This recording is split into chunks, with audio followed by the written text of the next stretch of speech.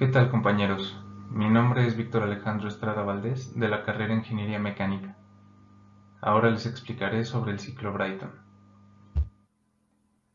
El concepto de proceso se refiere al cambio de estado desde un estado inicial hasta un estado final. Un ciclo termodinámico es un proceso especial en el cual el estado inicial coincide con el estado final. Aunque un sistema ha vuelto a su modo original y ha terminado un ciclo, el estado de los alrededores pudo haber cambiado. Un ciclo termodinámico ideal es cuando en un diagrama presión-volumen se representa el ciclo como el siguiente cuadrilátero, siendo el área contenida por este el trabajo máximo ideal aprovechable por el dispositivo que genera el ciclo. Todos los demás ciclos termodinámicos son menos eficientes que el ideal. Los procesos que realiza este ciclo son, para este esquema en particular, de A hacia B un aumento de presión isocórica, de B a C una expansión isobárica, de C a D una disminución de presión isocórica y de D hacia A una compresión isobárica. En 1872, George Brayton solicitó una patente para su Ready Motor, un motor alternativo de presión constante. El motor era de dos tiempos y producía potencia en cada revolución. Los motores Brayton usaban un compresor de pistón y un expansor de pistón separados con aire comprimido, calentado o cuando ingresaba al cilindro expansor. Las primeras versiones del motor Brayton eran motores de vapor que mezclaban combustible con aire cuando éste entraba al compresor por medio de un carburador de superficie caliente. El combustible y aire estaban contenidos en un depósito. Luego fue admitido en el cilindro de expansión y quemado. Cuando la mezcla de combustible y aire entró en el cilindro de expansión, se encendió con una llama piloto. Se utilizó una pantalla para evitar que el fuego ingresara o regresara al reservorio. En las primeras versiones del motor, esta pantalla a veces fallaba y producía una explosión.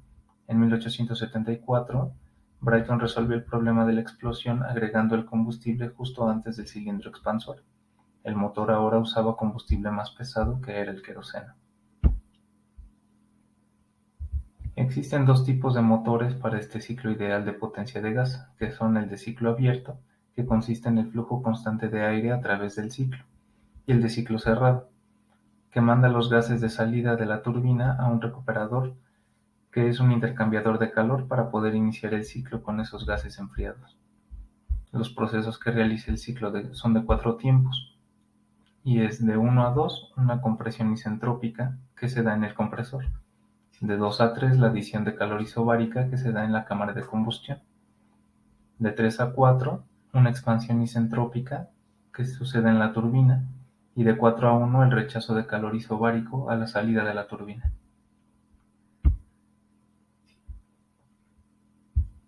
En el diagrama de la izquierda tenemos esquematizado el proceso de temperatura-entropía. Y en el diagrama de la derecha podemos encontrar que es una gráfica de presión-volumen del mismo proceso.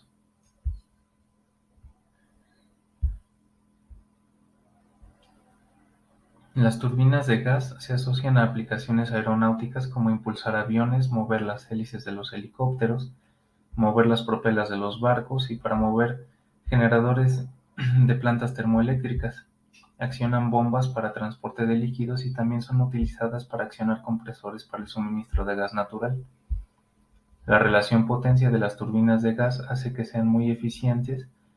Sin embargo, son depósitos muy caros y es la razón por la cual su uso no puede generalizarse.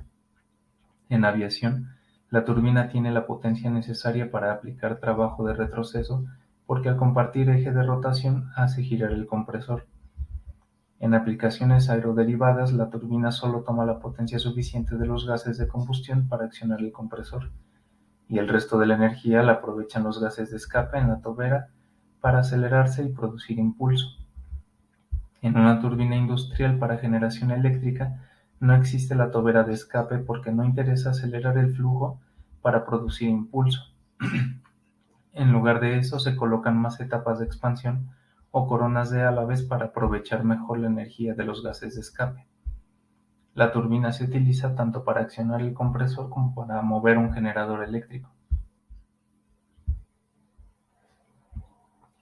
El aire, que es el fluido de trabajo de color azul en la imagen, es forzado a entrar en el compresor cuando éste gira. Es parecido a un ventilador, y cada una de las coronas de álabes colocadas en cada etapa del compresor provocan el aumento gradual de la presión del aire. Esto se logra por el impulso al girar el álave del compresor. Cada una de sus paletas acelera y mueve el aire hacia adentro. Pasa por un álave estator, significa que se encuentra estático, y ahí parte de su energía cinética se convierte en energía de flujo, es decir, en presión. De esta manera se logra que en cada etapa la presión aumente para alcanzar la presión de operación de la cámara de combustión, la cual es un tubo en el que se inyecta el combustible con un diseño muy particular y complejo debido a que la velocidad de propagación de la flama en combustibles ordinarios que se queman con aire es muy baja.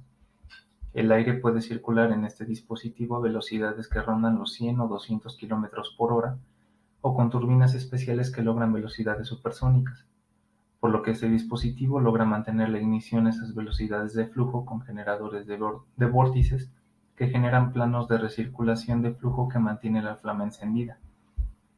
Los gases que vienen de la cámara de combustión a alta presión y a alta temperatura, que sería el color rojo en la imagen, pasan por la turbina, la hacen girar y le pasa esa energía al compresor y ese ciclo se mantiene. El gran inconveniente de las turbinas de ciclo Brayton frente a los motores de combustión interna es que las temperaturas de operación en la cámara de combustión no pueden ser tan altas y por lo tanto no es posible alcanzar eficiencias mucho más altas.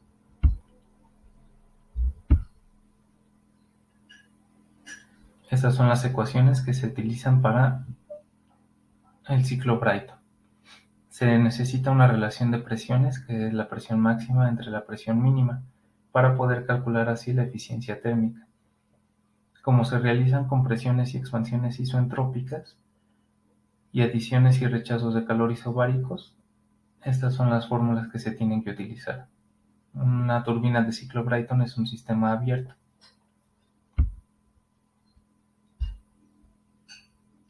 A manera de conclusión, se puede hacer notar que a pesar de que la eficiencia de la turbina de gas de ciclo Brayton es alta, es posible realizar ciclos combinados de gas para obtener un mejor rendimiento para generar un trabajo.